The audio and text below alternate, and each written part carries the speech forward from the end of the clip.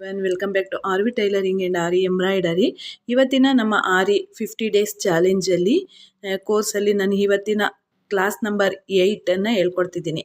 ಇದರಲ್ಲಿ ಏನಿರುತ್ತೆ ಅಂತಂದರೆ, ನಾನು ಸಿಲ್ಕ್ ಥ್ರೆಡನ್ನು ಹ್ಯಾಂಡಲ್ ಮಾಡೋದು ಹೇಗೆ, ಜೊತೆಗೆ ಒಂದೇ ವಿಡಿಯೋದಲ್ಲಿ ಹ್ಯಾಂಡ್ಲಿಂಗ್ ತೋರಿಸಿ ಶೇಪ್ಗಳು, ಈ ಚಿಕ್ಕ ಚಿಕ್ಕ ಶೇಪ್ಗಳು ಬಂದಾಗ ಯಾವ ರೀತಿ ಮಾಡ್ಕೊಳ್ಳೋದು. ನಾಳಿನ ವಿಡಿಯೋದಲ್ಲಿ ಕ್ಲಾಸ್ 9ಅಲ್ಲಿ ಇನ್ನೂ ವೆರೈಟಿ ಆಫ್ ದೊಡ್ಡ ಡಿಸೈನ್ಸನ್ನು ಬಂದಾಗ ಸಿಲ್ಕ್ ಥ್ರೆಡ್ಡಲ್ಲಿ ಹೇಗೆ ಹ್ಯಾಂಡಲ್ ಮಾಡೋದು ಅನ್ನೋದನ್ನು ತೋರಿಸ್ಬಿಟ್ಟು ನೆಕ್ಸ್ಟ್ ಮುಂದಿನ ಡಿಸೈನ್ಗೆ ನಾನು ಹೋಗ್ತೀನಿ. ಇಲ್ಲಿವರೆಗೂ ಕ್ಲಾಸ್ 9ವರೆಗೂ ನಾನು ಚೈನ್ ಸ್ಟಿಚ್ಚನ್ನೇ, ವೆರೈಟಿ ಆಫ್ ಚೈನ್ ಸ್ಟಿಚ್ಚನ್ನು ನಿಮಗೆ ತೋರಿಸ್ಕೊಟ್ಟಿದ್ದೀನಿ. ಏನಕ್ಕೆ ಅಂದರೆ ಇದು ಬೇಸಿಕ್ಕಾಗಿ ಪ್ರತಿಯೊಂದು ಡಿಸೈನ್ಗೂ ನಿಮಗೆ ಚೈನ್ ಸ್ಟಿಚ್ ಬೇಕಾಗತ್ತೆ. ಹಾಗಾಗಿ ಪ್ರತಿಯೊಂದು ಡಿಸೈನಲ್ಲೂ ನೀವು ಇದನ್ನು ಬೇಸಿಕ್ ಅಂತಂದರೆ ಇದಿಲ್ಲದೆ ನೀವು ಮುಂದೆ ವರ್ಕ್ ಮಾಡೋ ಹಾಗೆ ಇಲ್ಲ. ಹಂಗಾಗಿ ಇದನ್ನು ಡೀಟೇಲಾಗಿ ನಿಮಗೆ ತೋರಿಸ್ಕೊಟ್ಟಿದ್ದೀನಿ. ನೆಕ್ಸ್ಟ್ ವಿಡಿಯೋದಲ್ಲೂ ಚೈನ್ ಸ್ಟಿಚ್ ಡಿಸೈನೇ ಇರುತ್ತೆ. ಮುಂದಿನ ವಿಡಿಯೋದಲ್ಲಿ ನಾವು ಮುಂದಿನ ಡಿಸೈನ್ ಏನಿದೆಯಲ್ಲ ಆ ಡಿಸೈನ್ಗೆ ಹೋಗೋಣ. ಹಾಗಿದ್ರೆ ಈಗ ನೋಡಿ, ಸಿಲ್ಕ್ ಥ್ರೆಡ್ಡನ್ನು 2 ಎಳೆ ದಾರನ ಗಂಟಾಗಿ ಇಟ್ಕೊಂಡಿದ್ದೀನಿ. ಇದನ್ನು ಇದರೊಳಗಡೆ ಹಾಕ್ಕೋತೀನಿ. ಹಾಕ್ಕೊಂಡು ಈಗ ಶುರು ಮಾಡೋಣ. ಅಲ್ಲ, ಇಲ್ಲಿ ಸ್ಟ್ರೈಟಾಗಿ 2 ಲೈನ್ಸನ್ನು ಎಳೆದಿದ್ದೀನಿ. ಇಲ್ಲಿ ನೀವು ಒಬ್ಸರ್ವ್ ಮಾಡಿದ್ರೆ ಲೈನ್ಸ್ 2 ಲೈನ್ಸಲ್ಲಿ ಹ್ಯಾಂಡ್ಲಿಂಗ್ ಇರುತ್ತೆ, ಯಾವ ರೀತಿ ಹ್ಯಾಂಡಲ್ ಮಾಡೋದು. ಮತ್ತು ನೀವು ಕೇಳಿದ್ರಿ, ಒಬ್ಬರು ವ್ಯೂವರ್ಸ್ ಕೇಳಿದ್ರು, ಒಂದು ದಾರ ಮೇಲೆ ಬರುತ್ತೆ 2 ದಾರ ಬರಲ್ಲ ಅಂತ. ಅದು ನಿಜ, ಸ್ಟಾರ್ಟಿಂಗಲ್ಲಿ ಹಾಗೆ ಆಗೋದು. ಆದರೆ ಪ್ರಾಕ್ಟೀಸ್ ಮಾಡ್ತಾ ಮಾಡ್ತಾ ನಿಮಗೆ ಇದು ಕ್ಲಿಯರಾಗಿ ಬರುತ್ತೆ. ಹಾಗಾಗಿ ಈಗ ನೋಡಿ 14 ನಂಬರ್ ನೀಡಲನ್ನು ತಗೊಂಡಿದ್ದೀನಿ. ಇದರಲ್ಲಿ ಲಾಕ್ ಮಾಡೋದು ಹೇಗೆ, ಜೊತೆಗೆ ನಾವು ಜರಿ ಥ್ರೆಡ್ಡಲ್ಲಿ ಈಸಿಯಾಗಿ ಮಾಡ್ಕೊಂಡು ಹೋಗ್ಬಿಡ್ಬೋದು. ಈ ಸಿಲ್ಕ್ ಥ್ರೆಡ್ಡಲ್ಲಿ ಹೇಗೆ ಹ್ಯಾಂಡಲ್ ಮಾಡೋದು ಅನ್ನೋದನ್ನು ನೋಡ್ಕೋಬೇಕು. ನೋಡಿ, ಇಲ್ಲಿ ಟುಲಿಪ್ ಅನ್ನೋ ಕಡೆ ಮಾಮೂಲಿ ನಾನು ಹೇಳ್ತಾನೆ ಇರ್ತೀನಿ, ಅದನ್ನು ತಿಳ್ಕೊಂಡ್ರಷ್ಟೇ ನಿಮಗೆ ಮಾಡೋದಕ್ಕೆ ಸಾಧ್ಯ. ಈಗ ನೋಡಿ ಶುರು ಮಾಡೋಣ. ಇಲ್ಲಿ ನೋಡಿ 2 ಎಳೆನೂ ಬಂದಿದೆ, ಕಾಣಿಸ್ತಿದೆಯಾ? 2 ಎಳೆನೂ ಬಂದಿದೆ. ಈಗ ನಿಮಗೆ ನೋಡಿ, ಇಲ್ಲಿಂದ ಲಾಂಗಾಗಿ ಹಾಕಿ ತೋರಿಸ್ತೀನಿ ನಾನು ನಿಮಗೆ. ಇಲ್ಲಿ ಶೇಪಲ್ಲಿ ಚಿಕ್ಕದಾಗಿ ಮಾಡಿ ತೋರಿಸ್ತೀನಿ. ಯಾಕೆ ಅಂದರೆ ಹ್ಯಾಂಡಲ್ ಮಾಡಬೇಕು ಅಂತಂದರೆ ನೀವು ಸ್ಟಾರ್ಟಿಂಗು ಲಾಂಗಾಗಿ ಹಾಕ್ಕೋಬೇಕಾಗತ್ತೆ. ನೋಡಿ, ಲಾಂಗಾಗಿ ಹಾಕ್ಕೋತಿದ್ದೀನಿ ನಾನು. ಇಲ್ಲಿ ನೋಡಿ, 2 ಎಳ್ಕೋಬೇಕು. ನೋಡಿ, ಚುಚ್ಚಿದೆ, ನಾನು ನೀಡಲನ್ನು ಒಳಗಡೆ ಹಾಕಿದ್ದೀನಿ. ಲೆಫ್ಟ್ ಹ್ಯಾಂಡಲ್ಲಿ ಇಲ್ಲಿ ಕಾಣಿಸ್ತಿದೆ ನೋಡಿ. ಇಲ್ಲಿ ಒಂದು ರೌಂಡು ಈ ರೀತಿ ದಾರನ ಸುತ್ತುತ್ತೀನಿ, 2 ದಾರನೂ ಸುತ್ತುತ್ತೀನಿ. ನಾವು ರೊಟೇಟ್ ಮಾಡಿ ಎಳೆದಾಗ 2 ದಾರನೂ ಬರಬೇಕು. ನೋಡಿ, ಇಲ್ಲಿ 2 ದಾರನೂ ಇದೆ ನೋಡಿ, ಈ ರೀತಿ ಹಾಕಬೇಕು. ತುಂಬ ಈಸಿ ಫ್ರೆಂಡ್ಸ್ ಇದು. ಇದನ್ನು ತಿಳ್ಕೋಬೇಕು, ಜೊತೆಗೆ ಅರ್ಥ ಮಾಡ್ಕೋಬೇಕು. ನಾನು ಹೇಳ್ತಾನೆ ಇದ್ದೀನಿ, ನೀವು ಎಷ್ಟು ತಿಳ್ಕೊತೀರಾ, ಎಷ್ಟು ಅರ್ಥ ಮಾಡ್ಕೋತೀರಾ, ಅದ್ರ ಮೇಲೆ ನೀವು ಕಲಿಯೋದಕ್ಕೆ ಸಾಧ್ಯ ಅಂತೇಳಿ. ನೋಡಿ, ಈ ರೀತಿ ಬರುತ್ತೆ. ಪುನಃ ಇದನ್ನು ಹಾಕಬೇಕು, ರೊಟೇಟ್ ಮಾಡಬೇಕು, ಪುನಃ 2 ದಾರನೂ ಎಳ್ಕೋಬೇಕು. ನೋಡಿ ಎಷ್ಟು ಅಂದವಾಗಿ ಬರ್ತಿದೆ ಅಂತ. ನಿಮಗೆ ನೋಡಿದ್ರೆ ಅನಿಸುತ್ತೆ ಆಗತ್ತೆ ಅಂತ, ಆದರೆ ಅದನ್ನು ಪ್ರಾಕ್ಟೀಸ್ ಮಾಡಿದ್ರಷ್ಟೇ ಹ್ಯಾಂಡಲ್ ಮಾಡೋದಕ್ಕೆ ಸಾಧ್ಯ ಆಗೋದು. ನೋಡಿ, ಈಗ ಎಂಡು ನಾಟನ್ನು ಈಗ ನಾನು ತೋರಿಸ್ತಿದ್ದೀನಿ. ನೋಡಿ, 2 ದಾರನೂ ಎಳ್ಕೊಂಡ್ವಿ, 2 ಎಳೆ ದಾರ ಬಂತು. ಅದನ್ನು ಹಾಗೆ ಇಟ್ಟು ಅದರೊಳಗಡೆಯಿಂದನೇ ಒಂದು ಚೈನನ್ನೇ ಎಳ್ಕೋಬೇಕು, ದಾರನೇ ಎಳ್ಕೋಬೇಕು. ಈಗ ನೋಡಿ, ಈ ದಾರದೊಳಗಡೆಯಿಂದ ಮೊದಲೇ ಎಳೆದಿದ್ದಂಥ ದಾರದೊಳಗಡೆ ನೀಡಲನ್ನು ಹಾಕಬೇಕು. ಹಾಕಿಬಿಟ್ಟು ನೋಡಿ, ಈ ರೀತಿ ನೋಡಿ. ನೀವು ಒಬ್ಬರು ಕೇಳಿದ್ರಿ ದಾರ ಬರುತ್ತೆ ಅಂತ, ಮೇಲ್ಗಡೆ ಲಾಕ್ ಮಾಡಿದಾಗ, ಎಂಟು ನಾಟ್ ಮಾಡಿದಾಗ ದಾರ ಮೇಲ್ಗಡೆ ಉಳ್ಕತ್ತೆ ಅಂತ ಕೇಳಿದ್ರಿ. ಅದು ನೋಡಿ, ಯಾವುದೇ ಕಾರಣಕ್ಕೂ ಉಳ್ಕೊಳ್ಳಲ್ಲ. ಸ್ಟಾರ್ಟಿಂಗಲ್ಲಿ ಹಾಗಾಗುತ್ತೆ. ಅಕಸ್ಮಾತ್ ಅದು ಉಳ್ಕೊಂತು ಅಂದರೆ ಈ ನೀಡಲ್ ಇದೆಯಲ್ಲ, ಇದನ್ನು ಒಳಗಡೆಯಿಂದ ನೋಡಿ ಈ ರೀತಿ ಹಾಕಿ, ನೋಡಿ ಈ ರೀತಿ ನೋಡ್ಕೊಳ್ಳಿ. ಅಕಸ್ಮಾತ್ ಉಳ್ಕೊಂತು ಅಂದರೆ ನೀವೇನು ಮಾಡಬೇಕು, ಈ ರೀತಿ ಹಾಕಿಬಿಟ್ಟು ಇದನ್ನು ಒಳಗಡೆಯಿಂದ ಈ ರೀತಿ ಎಳ್ಕೊಳ್ಳೋದು. ಕಾಣಿಸ್ತಾ ನೋಡಿ, ಒಳಗಡೆಯಿಂದ ಆ ಏನು ನಾಟ್ ಇರುತ್ತೆ ನೋಡಿ, ದಾರ ಮೇಲೆ ಬಂದಿರುತ್ತಲ್ಲ, ಆ ದಾರದೊಳಗೆ ನೀಡಲನ್ನು ಹಾಕಿಬಿಟ್ಟು ಎಳ್ಕೊಂಬಿಟ್ರೆ ಆಟೋಮೆಟಿಕ್ಕಾಗಿ ಅದು ಕೆಳಗಡೆ ಬಂದುಬಿಡುತ್ತೆ. ಈಗ ನೋಡಿ, ಎಲ್ಲಿ ನಾಟ್ ಹಾಕಿದ್ದೀವಿ ಅನ್ನೋದು ನಮಗೆ ಕಾಣಿಸ್ತಿಲ್ಲ, ಅಷ್ಟು ನೀಟಾಗಿ ಬರುತ್ತೆ. ಈಗ ನೋಡಿ, ಪುನಃ ಇನ್ನೊಂದು ಸತಿ ನಾನು ಹ್ಯಾಂಡಲ್ ಮಾಡೋದನ್ನೇ ತೋರಿಸ್ಕೊಡ್ತೀನಿ. ಇದರಲ್ಲಿ ಏನಾದರೂ ಡೌಟ್ಸ್ ಇತ್ತು ಅಂದರೆ ಖಂಡಿತವಾಗ್ಲೂ ಕಮೆಂಟ್ ಬಾಕ್ಸಲ್ಲಿ ತಿಳಿಸಿ. ಸುಮಾರು ಜನ ನಿಮ್ಮ ಅನಿಸಿಕೆಗಳನ್ನ ತಿಳಿಸ್ತಿದ್ದೀರಾ, ತುಂಬ ಸಂತೋಷ. ನನಗಿನ್ನೂ ಖುಷಿಯಾಗತ್ತೆ ನಿಮಗೆ ಈ ರೀತಿ ತೋರಿಸ್ಕೊಡ್ಲಿಕ್ಕೆ. ಹಾಗಾಗಿ ನೀವೆಷ್ಟು ಚೆನ್ನಾಗಿ ರೆಸ್ಪಾನ್ಸ್ ಮಾಡ್ತೀರಾ, ಅಷ್ಟು ಚೆನ್ನಾಗಿ ನಮಗೆ ಇನ್ನೂ ಇಂಟ್ರೆಸ್ಟ್ ಆಗುತ್ತೆ. ನೋಡಿ, ಈ ರೀತಿ ಹಾಕಬೇಕು, ರೊಟೇಟ್ ಮಾಡ್ತಾ ಈ ರೀತಿ ಹಾಕಿ ಪುನಃ ರೊಟೇಟ್ ಮಾಡ್ತಾ ಈಚೆ ತರಬೇಕು. ಪುನಃ ನೀಡಲನ್ನು ಒಳಗೆ ಹಾಕಿ ರೊಟೇಟ್ ಮಾಡಬೇಕು. ರೊಟೇಟ್ ಯಾವಾಗ ಮಾಡಬೇಕು ನೋಡಿ, ಇನ್ನೊಂದು ಇಂಪಾರ್ಟೆಂಟ್ ಟಿಪ್ಸ್. ಈಗ ಸೂಜಿಯನ್ನು ಹೀಗೆ ಹಾಕ್ಕೋತೀವಿ. ಟುಲಿಪ್ ಅನ್ನೋದು ಮುಂದೆ ಇದೆ. ನಾವು ಕೆಳಗಡೆಯಿಂದ ಒಂದು ರೌಂಡ್ ದಾರ ಸುತ್ತದೆ ಎತ್ಕೊಂಡೆ. ಒಳಗೆ ರೊಟೇಟ್ ಮಾಡಬಾರ್ದು. ಈಚೆಗೆ ಬಂತು ನೋಡಿ, ಈಚೆಗೆ ಬಂದ ನಂತರ ರೊಟೇಟ್ ಮಾಡಿದೆ. ಹಾಗಾಗಿ ಅದು ಎರಡೂ ದಾರನೂ ನಮಗೆ ಬರುತ್ತೆ. ಅದ್ರ ಕೊಕ್ಕೆ ಇದೆಯಲ್ಲ, ಆ ಕೊಕ್ಕೆಗೆ ಸುತ್ಕೋಬೇಕದು. ಅಲ್ಲಿ ಅದೇ ಹಿಡ್ದಿಟ್ಕೊಳ್ಳುತ್ತೆ. ಹಾಗಾಗಿ ನಾವು ಮೇಲೆ ಎತ್ಕೊಂಡು ನೋಡಿ, ಎತ್ಕೊಂಡೆ ಇಲ್ಲಿ ರೊಟೇಟ್ ಮಾಡಿದಾಗ ನಮಗೆ ಅದು ಆಟೋಮೆಟಿಕ್ಕಾಗಿ ಮೇಲ್ಗಡೆ ಬರುತ್ತೆ. ಇನ್ನೊಂದು ಸತಿ ನೋಡಿ ತಂದು ರೊಟೇಟ್ ಮಾಡ್ತಾ ಅದನ್ನು ಮಾಡಬೇಕು. ನೋಡಿ ಇಲ್ಲೂ ಅಷ್ಟೇ. ಈಗ ನಾನು ಇದಕ್ಕೆ ಎಂಡು ನಾಟನ್ನು ಕೊಡ್ತೀನಿ. ಇನ್ನೂ ಒಂದು ಸತಿ ಎಂಡು ನಾಟಿದೆ. ಇನ್ನೂ ಇಷ್ಟೆಲ್ಲ ಡಿಸೈನ್ಸ್ ಮಾಡೋವರೆಗೂ ಎಂಡು ನಾಟ್ ಬರ್ತಾನೆ ಇರುತ್ತೆ. ಅಬ್ಸರ್ವ್ ಮಾಡ್ಕೊಳ್ಳಿ, ಪ್ರತಿಯೊಂದು ವೀಡಿಯೋದಲ್ಲಿ ಎಂಡು ನಾಟಿರುತ್ತೆ ಫ್ರೆಂಡ್ಸ್. ಅದನ್ನು ನಾನು ಡೀಟೇಲಾಗಿ ಹೇಳ್ತಾನೆ ಹೋಗ್ತೀನಿ. ನೋಡಿ, ಒಂದು ಲೂಪ್ ಒಳಗಡೆಯಿಂದ ಇನ್ನೊಂದು ಲೂಪ್ ಎಳ್ಕೊಂಡೆ. ಆ ಲೂಪ್ ಒಳಗಡೆಯಿಂದನೇ ಸೂಜಿ ಇಟ್ಟು ನೋಡಿ, ಇಲ್ಲಿ ಮೊದಲೇ ಹೇಳ್ದಂಥ ಲೂಪ್ಗೆ ನಾನು ನೀಡಲನ್ನು ಸೇರಿಸ್ತಿದ್ದೀನಿ. ಅದನ್ನು ಬಿಟ್ಟು ಇದಕ್ಕೆ ಸೇರಿಸಿದ ನಂತರ ಎಡಗೈಯಿಂದ ಇದನ್ನೇ ಎಳ್ಕೋಬೇಕು. ಎಳ್ಕೊಂಡು ಈ ನೀಡಲ್ ಒಳಗಡೆನೇ ಇರುತ್ತೆ. ಈಗ ಲಾಸ್ಟಲ್ಲಿ ಎಳೆಯುವಾಗ ಅದನ್ನು ಬಿಡುವ. ಲಾಸ್ಟಲ್ಲಿ ಲೆಫ್ಟ್ ಹ್ಯಾಂಡ್ ಏನಿದೆಯಲ್ಲ ಅದನ್ನು ಈ ರೀತಿ ಎಳೆದ್ರೆ ಅದು ನೀಟಾಗಿ ಅದೇನು ನಾಟಾಕುವಂಥ ದಾರ ಮೇಲ್ಗಡೆ ಬರೋದಿಲ್ಲ. ಸ್ಟಾರ್ಟಿಂಗ್ ಆಗೋದು ಸಹಜ. ಅದನ್ನು ಮಾಡ್ಕೋಬೇಡಿ. ಒಂದು ಸ್ವಲ್ಪ ಪೋರ್ಸಾಗಿ ಎಳಿಬೇಕು ಲಾಸ್ಟಲ್ಲಿ. ಹಂಗಂತ ಇದು ಸಿಲ್ಕ್ ಥ್ರೆಡ್ಡು ಕಿತ್ತೋಗ್ಬಿಡತ್ತೆ. ಜರಿ ಥ್ರೆಡ್ ಹೊರಟಾಗಿರುತ್ತಲ್ಲ, ಅದಕ್ಕೋಸ್ಕರ ದಾರ ಮೇಲೆ ಕಾಣಿಸುತ್ತೆ. ಸಿಲ್ಕ್ ಥ್ರೆಡ್ ಹಾಗಲ್ಲ. ಅಕಸ್ಮಾತ್ ಅದೇ ರೀತಿ ಬರ್ತಿದೆ ಅಂದರೆ ನಾನು ಹೇಳಿದ್ನಲ್ಲ, ನೀಡಲನ್ನು ಹಾಕಿ ಒಳಗಡೆಯಿಂದ ಎಳ್ಕೊಂಬಿಟ್ರೆ ಕೆಳಗೆ ಬಂದ್ಬಿಡುತ್ತದೆ. ಅದರದ್ದೇನು ಪ್ರಾಬ್ಲಮ್ ಆಗೋದಿಲ್ಲ. ಈಗ ಇದಾಯಿತು. ಈಗ ನೋಡಿ, ಈಗ ನಾನು ಈ ಶೇಪ್ಗಳನ್ನು ಹೇಗೆ ಹ್ಯಾಂಡಲ್ ಮಾಡೋದಂತ ತೋರಿಸ್ಕೊಡ್ತೀನಿ. ಈಗ ನೋಡಿ, ಇನ್ನು ನೆಕ್ಸ್ಟು ವಿಡಿಯೋದಲ್ಲಿ ದೊಡ್ಡ ಸೈಜಲ್ಲಿ ನಾನು ಇನ್ನೂ ದೊಡ್ಡ ಡಿಸೈನನ್ನು ಯಾವ ರೀತಿ ಹ್ಯಾಂಡಲ್ ಮಾಡೋದು ಸಿಲ್ಕ್ ಥ್ರೆಡ್ಡಿಂದ ಅಂತ ತೋರಿಸ್ಬಿಟ್ಟು ನಂತರ ನಾನು ಬೇರೆ ಕ್ಲಾಸ್ಗಳಿಗೆ ಹೋಗ್ತೀನಿ. ಇದಿಷ್ಟು ನೀವು ನೀಟಾಗಿ ಕಲ್ತ್ಕೊಂಡ್ರಿ ಅಂದರೆ ನಾನು ಬೇರೆ ಕ್ಲಾಸ್ಗಳನ್ನು ಬೇಗ ಮುಗಿಸೋದಕ್ಕಾಗತ್ತೆ. ನೋಡಿ, ಇಲ್ಲಿ ನಾವು ಈ ಮೂಲೆಯಲ್ಲಿ ಒಂದು ಚೈನ್ ಸ್ಟಿಚ್ಚನ್ನು ಹಾಕ್ಕೋಬೇಕು. ಹಾಕ್ಕೊಂಡ್ರೆ ಅಷ್ಟೇ ನಮಗೆ ಇಲ್ಲಿ ಕೆಳಗಡೆ ನೋಡಿ ಎಷ್ಟು ನೀಟಾಗಿ ಬರ್ತಿದೆ. ಇಲ್ಲ ಅಂದರೆ ಅಷ್ಟು ನೀಟು ನಮಗೆ ಬರೋದಿಲ್ಲ. ಎಷ್ಟು ಈಸಿಯಾಗಿ ನಾನು ಎಷ್ಟು ಬೇಗನೆ ಮಾಡಿಬಿಡ್ತೀನಿ ಅಂದರೆ ಅದೇ ರೀತಿ ನೀವು ಪ್ರಾಕ್ಟೀಸ್ ಮಾಡಿದ್ರೆ ನಿಮಗೂ ಅಷ್ಟೇ ಬೇಗನೆ ಬರುತ್ತೆ. ಈಗ ನೋಡ್ತಿದ್ದೀರಾ, ನಾನು ಯಾವುದೇ ರೊಟೇಟ್ ಅಂದರೆ ರಿಂಗನ್ನು ರೊಟೇಟ್ ಮಾಡ್ತಿಲ್ಲ. ಇಲ್ಲೊಂದು ಕರು ಬಂತು ಮೂಲೆ, ಈ ಮೂಲೆಯನ್ನು ಇಲ್ಲಿ ಹಾಕ್ಕೋಬೇಕು. ಅದರ ಹಿಂದೆ ಚೈನನ್ನು ಹಾಕ್ಕೊಂಡಾಗ ನಮಗೆ ಮುಂದಿನ ಚೈನನ್ನು ಸ್ಟಿಚ್ ಮಾಡೋದಕ್ಕೆ ಈಸಿಯಾಗಿ ಬರುತ್ತೆ. ಇನ್ನೂ ಬೇಜಾನ್ ಡಿಸೈನ್ಸ್ ಇದೆ ಫ್ರೆಂಡ್ಸ್. ಇದು ನಿಮಗೆ ಡೀಟೇಲಾಗಿ ನಾನು ತೋರಿಸ್ಕೊಡ್ತಾ ಹೋಗ್ತಿದ್ದೀನಿ. ನಿಮಗೆ ಹೇಗೆ ಇಷ್ಟ ಆಯ್ತಾ ಇದೆಯಾ, ನಾನು ಹೇಳ್ತಾ ಇರುವಂಥ ರೀತಿ ನಿಮ್ಗೆ ಅರ್ಥ ಆಗ್ತಿದೆಯಾ ಅನ್ನೋದನ್ನು ನನಗೆ ಕಮೆಂಟಲ್ಲಿ ತಿಳಿಸಿ, ಆಯಿತಾ. ಇಲ್ಲಿ ನೋಡಿ, ಈಗ ಇಲ್ಲಿಂದ ಹಿಂದೆ ಒಂದು ಕರು ಹಾಕ್ತೆ, ನಾನು ಹೇಳಲಿಲ್ಲ ನೋಡಿ. ಇಲ್ಲಿಂದೆ ಒಂದು ಚೈನನ್ನು ಹಾಕಿದ್ದೀನಿ. ಈಗಾಗಲೇ ನಾನು ಎಷ್ಟೊಂದು ಸತಿ ತೋರಿಸಿದ್ದೀನಿ, ನಿಮ್ಗೆ ಅರ್ಥ ಆಗುತ್ತೆ. ಇದು ನಾನು ಸಿಲ್ಕ್ ಥ್ರೆಡ್ಡಲ್ಲಿ ಹೇಗೆ ಹ್ಯಾಂಡಲ್ ಮಾಡೋದು ಅನ್ನೋದಕ್ಕೋಸ್ಕರ ಇದನ್ನು ಹಾಕ್ತಿದ್ದೀನಿ. ಇಷ್ಟು ಚಿಕ್ಕ ಚೈನಲ್ಲಿ ನೋಡಿ ಈ ರೀತಿ ನಾವು ಎಳ್ಕೋಬೋದು. ಇದನ್ನು ಅಷ್ಟೇ ಸ್ವಲ್ಪ ದೊಡ್ಡದಾಗಿ ಶೇಪನ್ನು ಬರ್ಕೊಳ್ಳಿ. ನಾನು ನಾಳಿನ ವಿಡಿಯೋದಲ್ಲಿ ನಾನು ತೋರಿಸ್ಕೊಡ್ತೀನಿ ಅದನ್ನು ಹೇಗೆ ಅಂತೇಳಿ. ನೀವು ಯಾವ ರೀತಿ ಬರ್ಕೋಬೇಕು, ಯಾವ ರೀತಿ ಮಾಡ್ಕೋಬೇಕು ಅಂತ ಇದನ್ನು ನಾನು ಚಿಕ್ಕದಾಗಿ ಡಿಸೈನ್ಸನ್ನು ತೋರಿಸ್ಕೊಡ್ತಿದ್ದೀನಿ ಅಷ್ಟೇ. ಇನ್ನು ದೊಡ್ಡ ಡಿಸೈನ್ಸ್ ಇರುತ್ತೆ. ಆ ಡಿಸೈನ್ಸಲ್ಲಿ ನಿಮಗೆ ಇಲ್ಲಿ ಅರ್ಥ ಆಗಿಲ್ಲ ಅಂದ್ರೂ ಅಲ್ಲಿ ತುಂಬಾ ಚೆನ್ನಾಗಿ ಅರ್ಥ ಆಗುತ್ತೆ. ನಾನಿನ್ನು ಅದರಲ್ಲಿ ತುಂಬ ಇಂಪಾರ್ಟೆಂಟ್ ಆಗಿರುವಂತಹ ಡಿಸೈನನ್ನು ತೋರಿಸ್ಬೇಕು ಅಂದ್ಕೊಂಡಿದ್ದೀನಿ. ನಾಳಿನ ವಿಡಿಯೋನ ಮಿಸ್ ಮಾಡ್ಕೋಬೇಡಿ.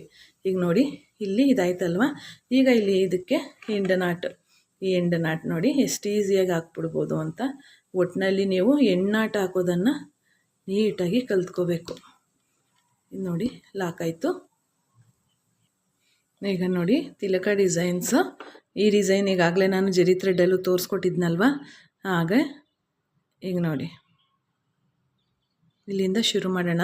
ಇದರಲ್ಲಿ ಏನು ಟಿಪ್ಸ್ ಅಂತಂದರೆ, ಈ ಶೇಪ್ ಏನಿದೆಯಲ್ಲ, ಈ ತಿಲಕ ಶೇಪನ್ನು ಹೇಗೆ ತರೋದು ಅಂತ. ಇದರಲ್ಲಿ ಏನು ಕರ್ವ್ ಇರೋಲ್ಲ, ಅದು ಯಾವ ರೀತಿ ಕ್ರಾಸ್ ಆಗಿದೆಯಲ್ಲ, ಆ ಕ್ರಾಸ್ ಆಗಿರೋ ಹಾಗೆ ನಾವು ಚೈನನ್ನು ಹಾಕ್ಕೊಂಡು ಹೋಗೋದು. ಆದರೆ ಇದರಲ್ಲಿ ಏನಂದರೆ, ಎರಡು ಎಳೆಯನ್ನು ಹೇಗೆ ಹ್ಯಾಂಡಲ್ ಮಾಡೋದು ಅನ್ನೋದನ್ನು ನೀವು ತಿಳ್ಕೊಬೇಕು. ಅದೇ ಮೇನ್. ಇದರಲ್ಲಿ ನಾವು ಸಿಲ್ಕ್ ಥ್ರೆಡ್ಡಲ್ಲಿ ಹೇಗೆ ಹ್ಯಾಂಡಲ್ ಮಾಡ್ಕೊಂಡು ಹೋಗೋದು, ಮತ್ತು ನಾನು ರಿಂಗನ್ನು ರೊಟೇಟ್ ಮಾಡ್ತಾ ಇಲ್ಲ, ಅದು ಹೇಗಿದೆ ಹಾಗೇ ನಾವು ಕೈಯನ್ನೇ ತಿರುಗಿಸ್ಕೊಂಡು ಯಾವ ರೀತಿ ನಾವು ಪ್ರಾಕ್ಟೀಸ್ ಮಾಡುವಾಗಲೇ ನೀಟಾಗಿ ಮಾಡ್ಕೊಂಡು ಹೋಗೋದು ಅನ್ನೋದು ಇದರಲ್ಲಿರುತ್ತೆ. ನೋಡಿ ಎಷ್ಟು ಈಸಿಯಾಗಿ ಆಗೋಗ್ಬಿಡ್ತಲ್ವ. ತುಂಬಾ ನೋಡಿ ಇಲ್ಲಿ ಬಂತು. ಇದನ್ನು ಹೀಗೆ ಬಿಟ್ಬಿಟ್ರೆ ಅದರಲ್ಲಿರುವಂತಹ ಮೊನಚಾಗಿರುತ್ತೆ ನೋಡಿ, ಚೂಪಿ ತಿಲಕ ಡಿಸೈನಲ್ಲಿ ಮೇಲೆ, ಅದೇ ಮೇನು. ಅದನ್ನು ಹಾಕ್ಕೋಬೇಕು. ಇನ್ನೊಂದು ಚೈನ್ ಎಕ್ಸ್ಟ್ರಾ ಹಾಕಬೇಕಾಗತ್ತೆ.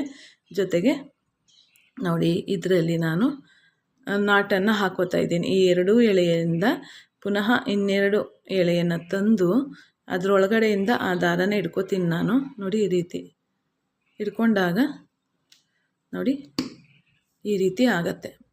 ತಿಲಕ ಡಿಸೈನ್ ಈ ರೀತಿ ಬರುತ್ತೆ. ಇನ್ನೂ ಡಿಸೈನ್ಸ್ ಇದೆ, ತೋರಿಸ್ತೀನಿ ನಾನು ನಿಮಗೆ.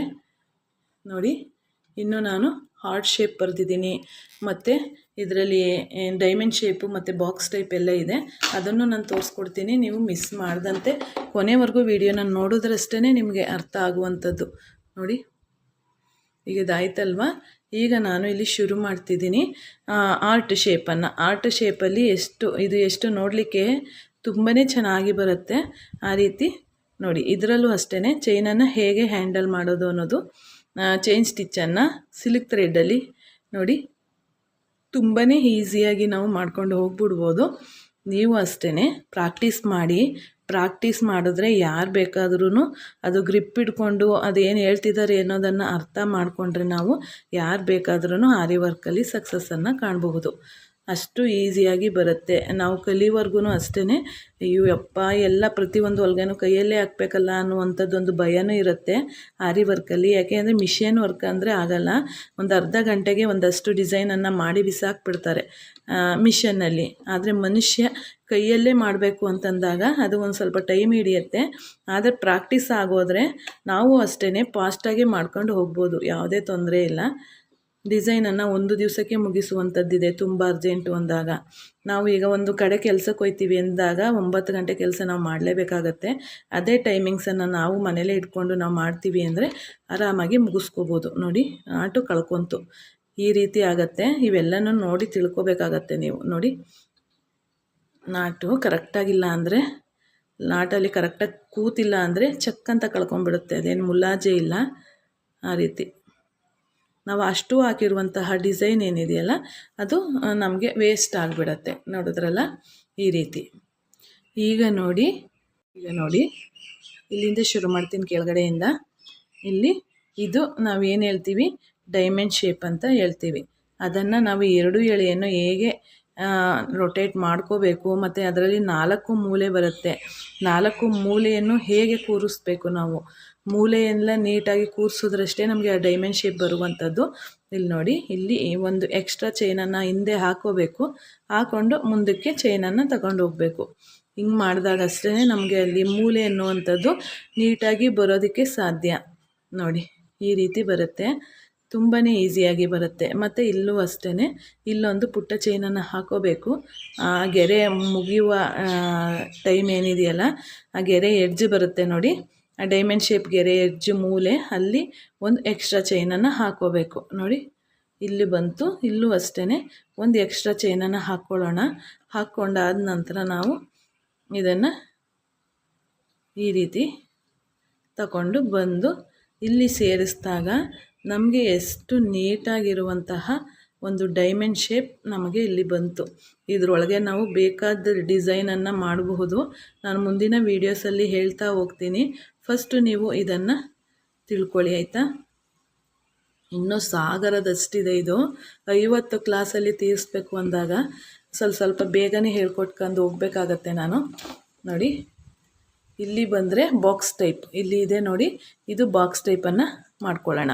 ಬಾಕ್ಸ್ ಟೈಪು ಹೇಗೆ ಬರುತ್ತೆ ಅನ್ನೋದನ್ನು ತಿಳ್ಕೊಬೇಕಲ್ವ. ಹಾಗಾಗಿ ಇಲ್ಲೂ ಅಷ್ಟೇ ನಾವು ಮೂಲೆಗಳಲ್ಲಿ ಈಗಾಗಲೇ ನಾನು ಇದೆಲ್ಲ ಹೇಳ್ಕೊಟ್ಟಿದ್ದೀನಿ, ಆದರೂ ಇನ್ನೂ ಒಂದು ಸತಿ ನಿಮಗೆ ತಿಳಿಸ್ಕೊಡ್ತಿದ್ದೀನಿ. ಆದಷ್ಟು ಈ ಕರುಗಳನ್ನೆಲ್ಲ ಹೇಗೆ ನಾವು ಬ್ಯಾಲೆನ್ಸ್ ಮಾಡಬೇಕು ಅನ್ನೋದನ್ನು ನೀವು ತಿಳ್ಕೊಬೇಕು. ನೋಡಿ ಇಲ್ಲಿ ಮೂಲೆ ಬರುವಾಗ ಆ ಕಡೆ ಹಿಂದೆ ಬರಬೇಕು ಒಂದು ಚೈನು. ಎಲ್ಲೆಲ್ಲೋ ಹಾಕೋ ಆಗಿಲ್ಲ, ಅದು ಇನ್ನೂ ಹಾಳಾಗೋಗಿಬಿಡುತ್ತೆ.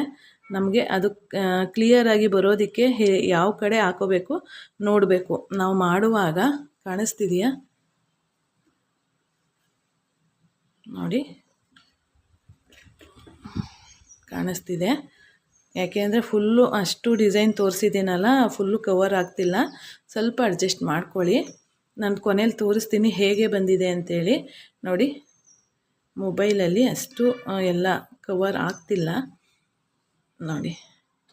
ಅದು ಅಲ್ಲದೆ ನಾನು ಝೂಮ್ ಮಾಡಿ ಬೇರೆ ತೋರಿಸ್ತಿದ್ದೀನಲ್ಲ, ಅದಕ್ಕೋಸ್ಕರ ಕವರ್ ಆಗ್ತಿಲ್ಲ. ಅದು ಝೂಮ್ ಮಾಡಿಲ್ಲ ಅಂದರೆ ನಿಮಗೆ ಕ್ಲಿಯರಾಗಿ ಗೊತ್ತಾಗಲ್ವಲ್ಲ, ಹಾಗಾಗಿ ನೋಡಿ. ಇದನ್ನು ಇಲ್ಲಿ ಹೀಗೆ ರೊಟೇಟ್ ಮಾಡ್ತಾ ಬಂದು ನೋಡಿ, ಈ ರೀತಿ ಬಂದು ಇಲ್ಲಿಗೆ ಬಂದು ಇಲ್ಲೇನೂ ಯಾವುದೇ ಅವಶ್ಯಕತೆ ಇಲ್ಲ. ಈಗಾಗಲೇ ನಾವೆಲ್ಲ ರೆಡಿ ಮಾಡಿದ್ದೀವಿ. ಅದು ಮೂಲೆಯಲ್ಲಿ ಇಲ್ಲಿ ಒಂದು ನಾಟನ್ನು ಹಾಕೋದು. ಈಗ ನಾನು ಈ ವಿಡಿಯೋ ಸ್ಟಾರ್ಟ್ ಮಾಡಿ ಮುಗಿಸೋದ್ರೊಳಗೆ ಎಷ್ಟು ಸತಿ ನಾಟನ್ನು ಹಾಕಿದ್ದೀನಲ್ವ, ಅದಷ್ಟು ಸತಿನ ಒಂದು ಸತಲ್ಲ, 2 ಸತಲ್ಲ, 3 ಸತಲ್ಲ, ನಿಮಗೆ ಎಷ್ಟು ಸತ ಗೊತ್ತಾಗಲ್ಲ ಅಷ್ಟು ಸತನೂ ರಿವೈಂಡ್ ಮಾಡಿ ನೋಡಿ. ಆಗ ನಿಮಗೆ ಗೊತ್ತಾಗುತ್ತೆ. ಅಷ್ಟು ಈಸಿಯಾಗಿ ಇರುತ್ತೆ. 2ರೊಳಗೆ 2 ದಾರನ ಎಳ್ಕೊಳ್ಳೋದು, ಅದರೊಳಗಡೆ ಇನ್ನೊಂದು ಲೂಪನ್ನು ತಂದು ನಾವು ಅಲ್ಲಿ ನೋಡಿ ಲಾಕ್ ಮಾಡಿದಾಗ ಅದು ಯಾವುದೇ ಕಾರಣಕ್ಕೂ ಈಚೆ ಕಾಣಿಸಲ್ಲ. ಅದು ಪ್ರಾಕ್ಟೀಸಲ್ಲಿ ನಿಮಗೆ ಬರುತ್ತೆ. ಹಂಗಾಗಿ ನೀವು ಅದನ್ನು ಅಷ್ಟೊಂದು ತಲೆ ಕೆಡಿಸ್ಕೋಬೇಡಿ. ಜೊತೆಗೆ ನೀವು ಪ್ರಾಕ್ಟೀಸನ್ನು ಮಾಡಿ ಅಷ್ಟೇ.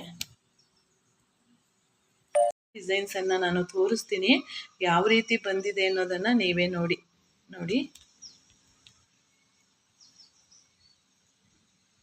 ಇಲ್ಲಿ ನೋಡ್ಬೋದು, ನಾನು ಹ್ಯಾಂಡಲ್ ಮಾಡೋದಕ್ಕೆ ಚೈನನ್ನು ದೊಡ್ಡದಾಗಿ ಹಾಕಿರುವಂಥದ್ದು. ನೀವೇ ಅಬ್ಸರ್ವ್ ಮಾಡಿ, ಇಲ್ಲಿ ಯಾವುದೇ ಎಂಡು ನಾಟು ನಿಮಗೆ ಕಾಣಿಸ್ತಿಲ್ಲ. ನಿಮಗೆ ಪ್ರಾಕ್ಟೀಸ್ ಮಾಡಿದಾಗ ಅದು ಖಂಡಿತ ಬರುತ್ತೆ. ಇಲ್ಲಿ ನೋಡಿ, 3 ಬಾಕ್ಸ್ ಟೈಪ್ ಒಳಗಡೆ 3 ರೀತಿ ರೌಂಡ್ ಬಂದಿದೆ, 3 ಮೂಲೆಗಳು ಬಂದಿದೆ ನೋಡಿ. ಇದು ತಿಲಕ ಡಿಸೈನು, ಮತ್ತು ಇದು ಹಾರ್ಟ್ ಶೇಪ್ ಬರುತ್ತೆ ನೋಡಿ. ಇದು ಡೈಮಂಡ್ ಶೇಪ್, ಮತ್ತು ಇದು ಬಾಕ್ಸ್ ಟೈಪ್. ಇದಿಷ್ಟನ್ನು ನಾನು ಒಂದೇ ವಿಡಿಯೋದಲ್ಲಿ ನಿಮಗೆ ಈಗ 7 ಥರ ತೋರಿಸಿಕೊಟ್ಟಿದ್ದೀನಿ. ಒಂದೇ ವಿಡಿಯೋದಲ್ಲಿ 7 ಥರ ರೊಟೇಟನ್ನು ಹೇಗೆ ಮಾಡೋದು, ಸಿಲ್ಕ್ ಥ್ರೆಡ್ಡಲ್ಲಿ 7 ರೀತಿಯಲ್ಲಿ ಯಾವ ರೀತಿ ರೊಟೇಟ್ ಮಾಡೋದು ಅಂತ ನಾನು ಈಗ ಈ ವಿಡಿಯೋದಲ್ಲಿ ತಿಳಿಸ್ಕೊಟ್ಟಿದ್ದೀನಿ. ಹಾಗಿದ್ದರೆ ವಿಡಿಯೋನ ಫುಲ್ ನೋಡಿದ್ದೀರಾ ಅಂತ ನಾನು ಅಂದ್ಕೊಂಡಿದ್ದೀನಿ. ಆದಷ್ಟು ವಿಡಿಯೋನ ಕೊನೆವರೆಗೂ ವಿಡಿಯೋನ ನೋಡಬೇಕು ನೀವು, ಅರ್ಥ ಆಗಬೇಕು ಅಂದರೆ. ಇಲ್ಲಾಂದರೆ ನಿಮ್ಗೆ ಯಾವುದೇ ರೀತಿ ಅರ್ಥ ಆಗೋದಿಲ್ಲ. ಇನ್ಮೇಲೆ ಸ್ವಲ್ಪ ಲೆಂತಿ ವೀಡಿಯೋಸೇ ಇರುತ್ತೆ. ಯಾಕೆ ಅಂದರೆ ನಾನು ಫುಲ್ಲು ನಿಮ್ಗೆ ಅರ್ಥ ಮಾಡಿಸ್ಬೇಕು. ಒಂದೊಂದೇ ಅಂದರೆ ನನಗೆ ಕ್ಲಾಸ್ಗಳು ಸಾಕಾಗೋದಿಲ್ಲ. ಹಾಗಾಗಿ ಫುಲ್ ವೀಡಿಯೋಸನ್ನು ನೋಡಿ. ಆದರೆ ಯಾವುದೇ ನಿಮಗೆ ಬೇಜಾರಾಗೋದಿಲ್ಲ. ಯಾಕೆ ಅಂದರೆ ವೀಡಿಯೋಸ್ಗಳು ಮತ್ತು ಅದರಲ್ಲಿರುವಂಥ ಡಿಸೈನ್ಸ್ಗಳು ಅಷ್ಟು ಇಂಟ್ರೆಸ್ಟಿಂಗ್ ಆಗಿರುತ್ತೆ ನಿಮಗೆ. ನೋಡಿದ್ರಲ್ಲ, ಹಾಗಿದ್ರೆ ಈಗ ವಿಡಿಯೋನ ಎಂಡ್ ಮಾಡೋಣ ಅಲ್ಲ. ವಿಡಿಯೋನ ನೋಡಿದ್ದಕ್ಕಾಗಿ ಧನ್ಯವಾದಗಳು ಫ್ರೆಂಡ್ಸ್. ಹೊಸದಾಗಿ ನೋಡ್ತಾ ಇರುವಂತಹ ಯಾರಾದರೂ ವ್ಯೂವರ್ಸ್ ಇದ್ದರೆ ಹೊಸದಾಗಿ ನಮ್ಮ ಚಾನಲನ್ನು ಸಬ್ಸ್ಕ್ರೈಬ್ ಮಾಡ್ಕೊಳ್ಳಿ. ನಮ್ಮ ಹಿಂದಿನ ಏನು ನನ್ನ ಪ್ರೀವಿಯಸ್ ವೀಡಿಯೋಸ್ಗಳಿದೆ ಎಲ್ಲನೂ ಚೆಕ್ ಮಾಡಿ ನೋಡಿ. ನಿಮಗೆ ಗೊತ್ತಾಗುತ್ತೆ ಎಷ್ಟು ವೆರೈಟಿಯಸ್ ವೀಡಿಯೋಸ್ಗಳನ್ನು ನಾನು ಈಗಾಗಲೇ ಅಪ್ಲೋಡ್ ಮಾಡಿದ್ದೀನಿ ಅಂತ. ಇನ್ನು ಮುಂದಕ್ಕೂ ಅಷ್ಟೇ ಅಪ್ಲೋಡ್ ಮಾಡ್ತಾ ಹೋಗ್ತೀನಿ. ಆದಷ್ಟು ವಿಡಿಯೋನ ನೋಡಿ ನಿಮ್ಮ ಫ್ರೆಂಡ್ಸ್ ಆ್ಯಂಡ್ ಫ್ಯಾಮಿಲಿಗೆ ಈ ವಿಡಿಯೋಸನ್ನು ಶೇರ್ ಮಾಡಿ ಅಂತ ಹೇಳ್ತಾ, ಆದಷ್ಟು ನಮ್ಮ ಚಾನಲನ್ನು ಸಬ್ಸ್ಕ್ರೈಬ್ ಮಾಡಿ ಬೆಳೆಸಿ ಅಂತ ಕೇಳ್ಕೊತಾ ಇಲ್ಲಿಗೆ ಈ ವಿಡಿಯೋನ ಮುಗಿಸೋಣ. ಮುಂದಿನ ವಿಡಿಯೋದೊಂದಿಗೆ ಸಿಗ್ತೀನಿ. ಧನ್ಯವಾದಗಳು friends. Thank you for watching. Thank you.